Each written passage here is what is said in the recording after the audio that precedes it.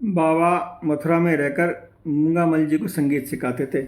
मथुरा में भूत महल के नाम से प्रसिद्ध एक बड़ा मकान था। उसमें कोई ब्रह्म राक्षस रहता था।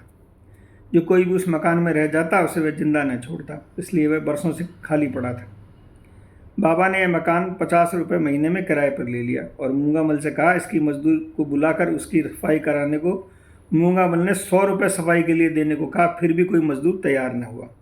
बड़ी मुश्किल से बाबा के कहने पर कि मैं तो तेरे साथ सफाई करूंगा, तुझे किसी प्रकार का भय नहीं है, एक मजदूर तैयार हुआ। सफाई हो जाने पर बाबा उसमें जाकर रहने लगे। एक दिन वे मूंगामल से बोले, भूत महल में भूत को बाजो सिखाए वो आरंभ कियो है, तो कुछ सुनना हो तो आ जाइयो।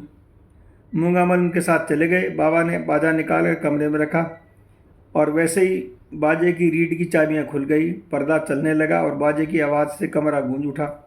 मूंगामल को भयभीत देख थोड़ी देर बाद बाबा ने भूत को संकेत किया, तब बाजा बंद हो गया। भूत के उस कमरे से चले जाने पर बाबा ने एक पर्चा मूंगामल को देते हुए कहा, जा में कितनो सामान लिखो है ले आ, मैं भूत को अंतिम संस्कार करूँगो, जी अपनो उद्धार चाहे है। मूंगामल वह सारा सामान ले आए। बाबा के विधिवत उसका संस्कार कर उसे मुक्त कर दिया। भूत महल अब भूत महल नहीं रहा। भूत के उद्धार की घटना से बाबा के दर्शन के लिए असंख्य लोगों की भीड़, विशेषकर स्त्रियों की भीड़ ज़्यादा आने लगी। बाबा के लिए एक समस्या बन गई। वे इसका समाधान करने का उपाय सोचने लगे। एक उपाय सूझा। वे मथुरा की प्रसिद्ध वैश्या पन्ना के पास गए और बोले, तू हमारे साथ 2-4 दिन बाजार में हवा खाए बेगू चल, तू जो मांगेगी हम देंगे। दूसरे दिन लोगों ने देखा बाबा बड़ी प्रसन्न मुद्रा में पन्ना वैश्या के साथ बग्गी में बैठकर चले आ रहे हैं। इस घटना में वैसे ही सारे क्षेत्र में शीघ्र प्रचार हो गया जैसे भूत के उद्धार का हुआ। बाबा के पास लोगों को आना जाना बंद। बाबा चैन की नींद सोने लगे। महाराज माधव सिंह ने अपने जन्मोत्सव के अवसर पर ग्वारिया बाबा को आमंत्रित किया। गोविंद जी के दर्शन लोग उन्हें वहां ले आया। महाराज ने कहा, आप सब लोग गोविंद जी का प्रसाद ग्रहण करेंगे, आप भी यही प्रसाद पाइएगा। बाबा बोले, प्रसाद का पामेंगे।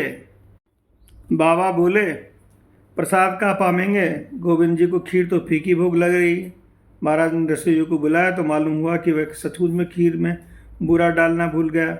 एक बार ग्वारिया बाबा ने ब्रह्मचारी जी के मंदिर में एक कमरा किराए पर लिया।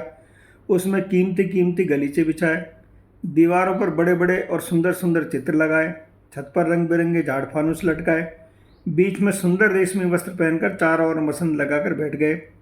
उसी समय गिरदावल जी आए। वे नया परिवेश देखकर भौचक्के रह गए। कुछ पहले अपने को संभाल कर बोले, बाबा आज तो बड़े ठाठ हैं। बाबा ने उत्तर दिया, मैं राजा है गए हूँ। दूसरे दिन ब्रजवासियों को बुलाकर कहा, कमरे में जा कछु है सब लूट ले जाओ।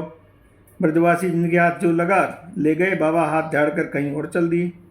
कई बार बाबा ने नई कुटिया का निर्माण कराया, कई बार पुरानी कुटियाओं की मरम्मत कराई, उन्हें सजाया और उनमें कुछ भी दिन रहकर उन्हें किसी ब्रजवासी को देकर दूसरी जगह चले गए। वे स्वयं अधिक दिन कहीं भी न रहे। किसी महोत्सव के अवसर पर जतिपुरा में श्री विग्रह का अभिषेक था। वल्लभ कुल के गोस्वामी जी अभिषेक करा रहे थे। ग्वारिया बाबा भी वहाँ उपस्थित थे। पहले बारी बारी से धृत औषधि आदि श्री विग्रह पर उड़ेली गई, फिर बूरे से उन्हें पाट दिया गया और धीरे धीरे जल की धारा डाली जाने लगी। धार में बूरा पिघलने पर जैसे श्री विग्रह का कोई अंग दिखता, दर्शक जय जयकार कर उठते। उसी समय ग्वारिया बाबा जोर से चीखे, अरे जल्दी करो यार को दम घुट जाए है। उनकी भाव चेष्टा से ऐसा लगता था जैसे उन्हीं का दम घुटा जा रहा। उनकी चीख सुनते ही गोस्वामी जी ने सारा जल एक साथ उड़ेल दिया। तब बाबा ने ठंडी सांस ली। गोस्वामी जी से उन्होंने कहा, ऐसो मत किया करो, श्री विग्रह के प्राण होए। रंगजी के मंदिर में ग्वारिया बाबा के नाम का एक कमरा था। उसमें वे कभी कभी ठहर करते थे। एक दिन मंदिर के प्रांगण में उन्होंने एक सभा की और बहुत से लोगों को आमंत्रित किया।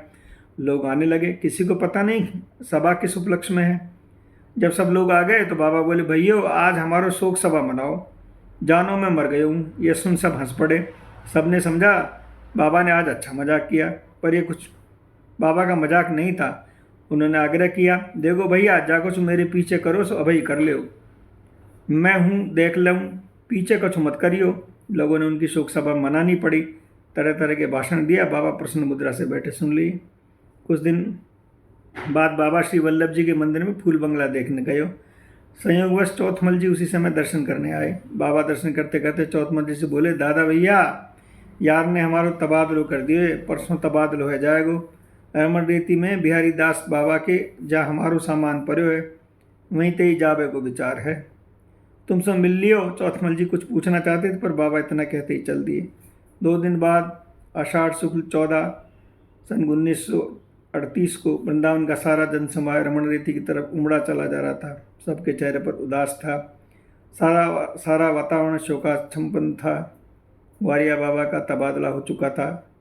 उन्हें उनके यार ने अपने पास बुला लिया था। जय जय श्री राधे निताई गौर हरि।